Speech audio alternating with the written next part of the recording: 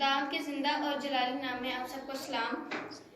खुदावंद के जिंदा पाक कलाम की तलावत करेंगे। ज़बूर 34 उसकी पहली 10 आयात। मैं हर वक्त खुदावंद को मुबारक कहूँगा, उसकी सिताइश हमेशा मेरी ज़ुबान पर रहेगी। मेरी रूह खुदावंद पर फ़ख्र करेगी, हलीम ये सुनकर खुश होंगे।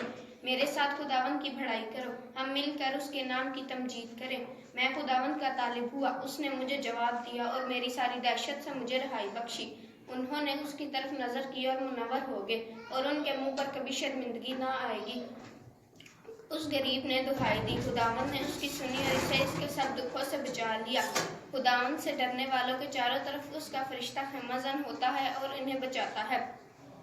आजमा कर देखो खुदा कैसा मेहरबान है। मुबारक है वो आदमी जो खुदावंद पर तवक्कल करता है। खुदावंद से डरो है उसके मुकद्दस, क्योंकि जो उससे डरते हैं उनको कुछ कमी नहीं। बब्बर के बच्चे हाजतमंद और भूखे होते हैं, पर खुदा के तालिब किसी नेमत के मुहताज ना होंगे। पाक कलाम से पढ़े और सुने जाने पर खुदावंद की बरकत हो।